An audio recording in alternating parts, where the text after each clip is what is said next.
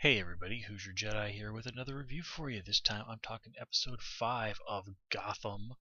Man, does it really feel like it's been five episodes already? Anyway, this episode was called Viper, and this is a really strong installment of the series. I'm very pleased with it. So let's just kind of get right into it. Now, let's talk about some of the nods to the comics first of all, and then we'll kind of move on to other matters.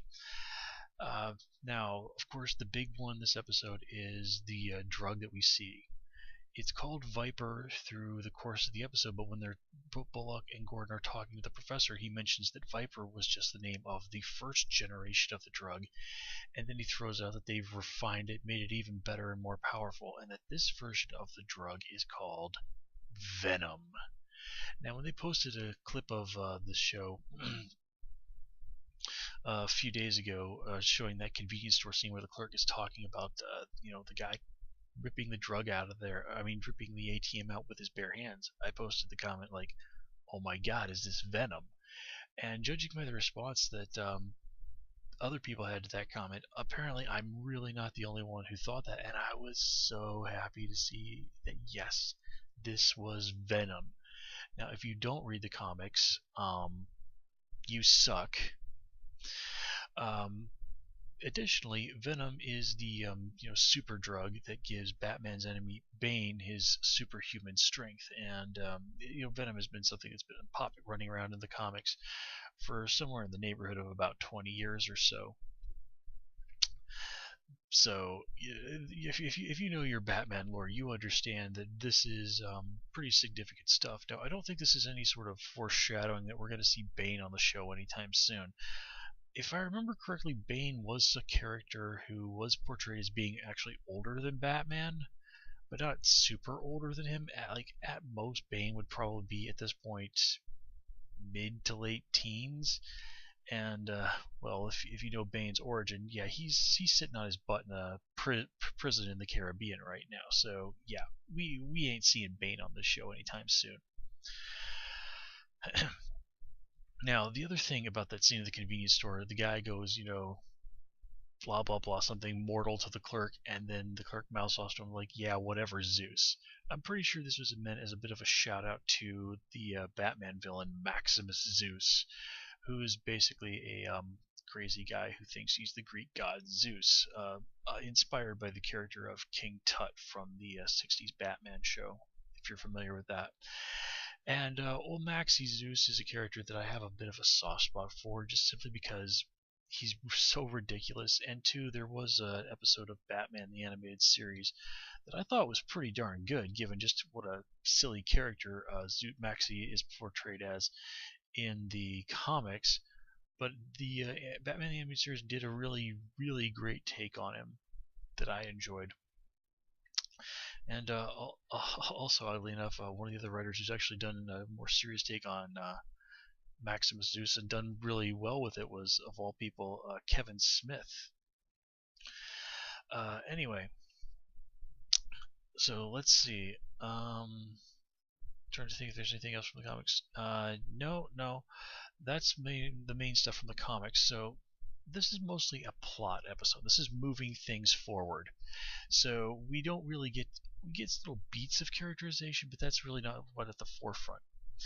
So we do get to see Selina is out there running around, and for some reason crawling around on the hoods and roofs of cars in broad daylight that she could have just as easily walked around for some unfathomable reason. But it doesn't really go any further than that with her. And once again, we get to see more scenes of Fish Mooney just chewing up the scenery like crazy. You can tell that Jada Pinkett Smith is probably just having an absolute ball with this character.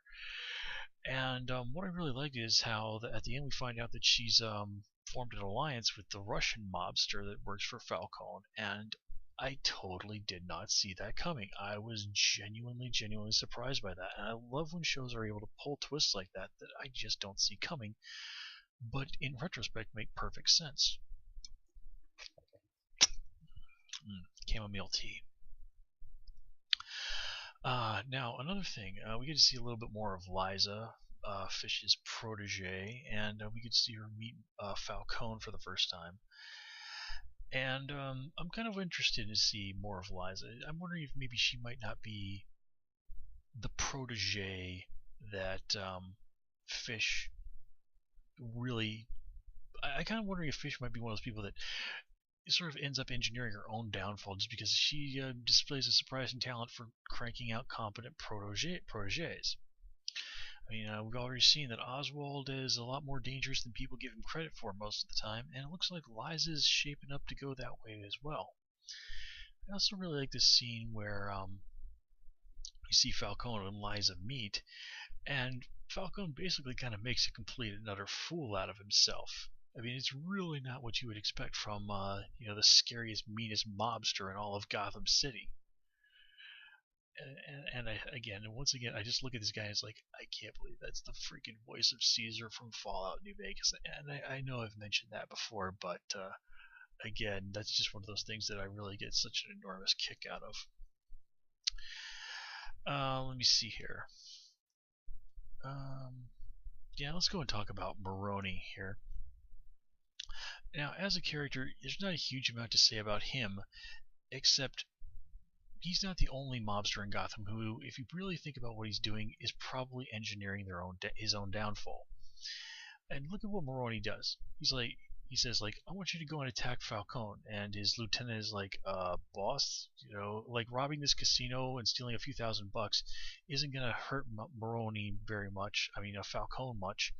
And given the security that he's got in this place, we're gonna lose some guys.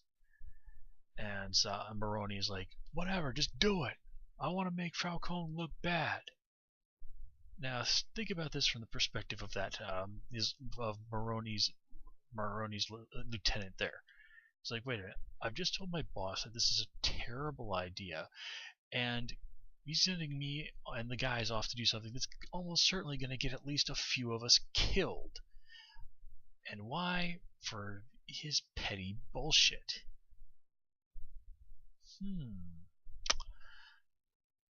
Now, tell me that doesn't seem like something that Oswald could possibly work with in the future. Now, the problem with Oswald this episode is he overplays his hand again. And I'm glad that this happened because, for the most part, we've seen Oswald being really, really scarily competent ever since he crawled up out of that river. He's had a little bit of bad luck here and there. But for the most part, things have really been going his way. I mean, the lieutenant even mentions, like, this is a dishwasher that we put in a suit.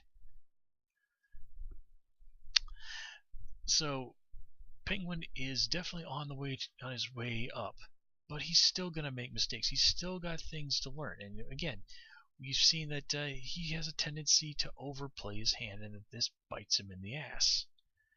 Now, granted, he's basically just through dumb luck, or basically Gordon realizing that, yeah, it really is in both of our best interests to tell the truth here. Well, he saves his own ass and apparently looks like he's going to be able to move into Maroni's inner circle, which is good because that puts him in a position to be able to say, like, hey, lieutenant guy, you notice your boss doesn't really give a crap about your life? How do you think about, if something were to happen to him, how would you feel about working for somebody who would treat you right?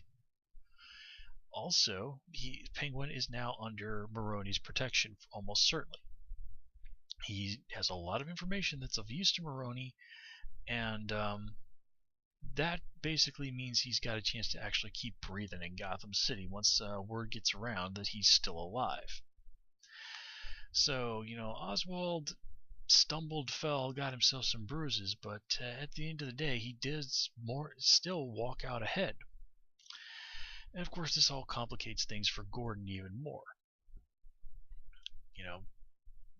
The knowledge that he went against what Falcone said is now in the hands of more people, including Maroni, who basically makes it quite clear at the end of the episode, you belong to me now. You're in my pocket, and if I need something from you,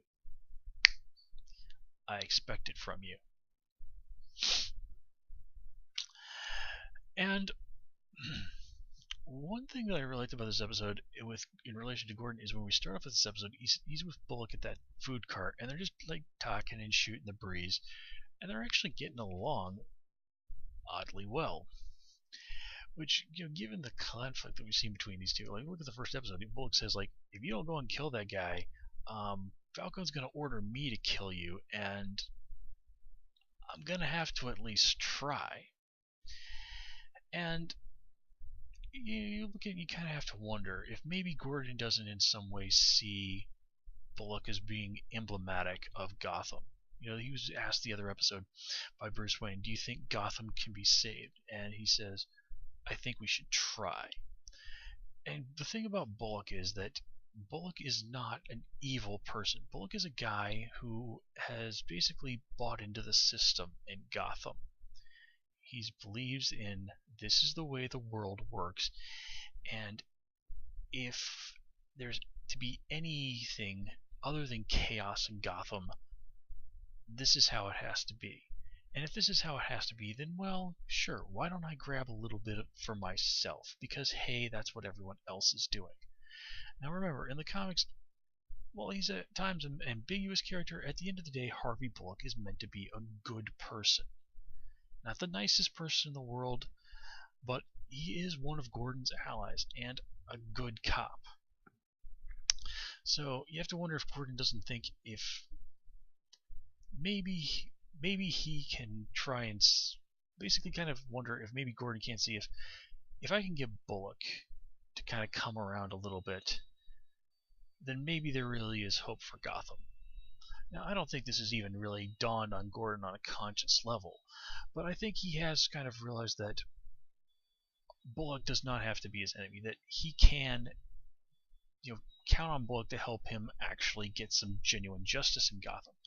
And he's going to have to drag Bullock kicking and screaming into actually getting off his ass and doing some of this stuff. But, so far so good. I mean, Gordon has had a habit of getting his way, at least with Bullock for the most part. So, something to think about. Now, the other thing this episode is we get to see more of Bruce and Alfred and what's going on with them. And a lot of things are being set up to hint that maybe it was someone with inside Wayne Enterprises who had the Waynes killed. If I think about it, there is a lot of stories in the lore, versions of the origin of Batman where Bruce comes back from his training off, in various parts of the world to become Batman, and finds that Wayne Enterprises has become full of crooked executives, and through various ways he manages to clean house and ultimately puts his friend and ally Lucius Fox in charge. So it looks like we're sort of starting to set up that situation where basically Bruce is going to have to add Wayne Enterprises to the list of problems he's going to have to get sorted out. And even when Lucius Fox is running the show, it's often been presented that the people at Wayne Enterprises just sort of see Bruce as somebody who's like, oh god, that pain in the ass rich kid. And you even see that Matthias, the interestingly named Matthias, if you're familiar with the Batman lore, is very big on placating Bruce and politely brushes off his inquiries as to why aren't the members of the board here. And of course, then we find out later on that she's up to her neck in all the bad stuff that's going on. But what's really interesting here is that after the attack on the charity and all that, Alfred picks up that Bruce is a 12-year-old kid, but he's on to something with all this stuff that's going on with Wayne at Wayne Enterprises. And you have to imagine, Alfred doesn't want to see bad things happen with Wayne Enterprises any more than Bruce does. Because, he cared about Thomas and Martha Wayne a lot as well. So what's really important here is this is where Alfred really starts to get more firmly on board with Bruce's little crusade. And he even says it, what, I'd rather have you be doing this than burning yourself or doing crazy stuff like that. So again, a little bit more progress for Alfred in terms of turning into the trusty butler that we all know and love. Not that I expect that we won't that we'll get the full-on very good Master Bruce and all that other stuff. I think Alfred is always going to be the guy that is there to give Bruce that kick in the ass to bring him back to reality, and that's what I do like about this interpretation. Alfred is not the gentleman's gentleman that we have seen in so many other incarnations. He's someone a much more unique and take on the character. And let me see, anything else this episode? Nope, nothing else comes to mind. Again, really solid episode. But sorry, my cats look like they're about to get into a fight with each other.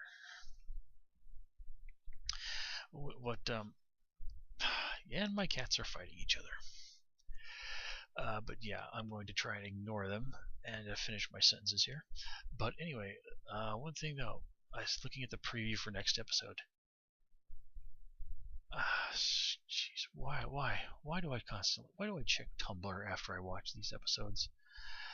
Because I always end up coming across stuff that just makes me want to strangle people. It's like, it's not frickin' Scarecrow in the preview. Have you not been paying attention to this show? Have you not realized that if they introduce a character from the comics, that person is not going to be running around in a goddamn costume with their very first appearance? Is this logic so difficult to wrap your brains around?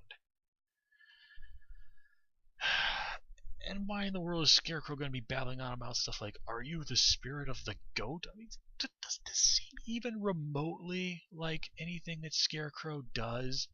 And the answer is no, but Scarecrow's one of those handful of villains that ordinary people know, so if they see anything that makes them anything they don't really understand, they're immediately going to try and relate it to one of like maybe 8 Batman villains that they know. And of course, no, you idiots, no! So the question, of course, is who is it in the preview? And it's like, well, who the hell knows, but it makes no sense for it to be Scarecrow. If they do introduce Scarecrow, they're going to introduce him as Jonathan Crane first, just like every other named villain that they've done so far. Poison Ivy, hey, here's this kid named Ivy Pepper. Catwoman, hey, here's this kid named Selena Kyle. Riddler, hey, here's this dude named Edward Nygma. I mean, really, it's like, oh, la-di-da-di-da, I'm the Scarecrow, and I'm hanging out here in Arkham Asylum, babbling about crazy stuff. Really? Really, people? And for those of you who were not stupid enough to make such a ridiculous assumption, I apologize for you having to sit through my angry rant about dumb people on the internet. And with that, folks, I'm going to go and make sure my cats don't kill each other. So, until next time, please comment, rate, and subscribe. And, of course, you can follow me on Twitter at Hoosier Jedi. Till next time, take care and have a good one.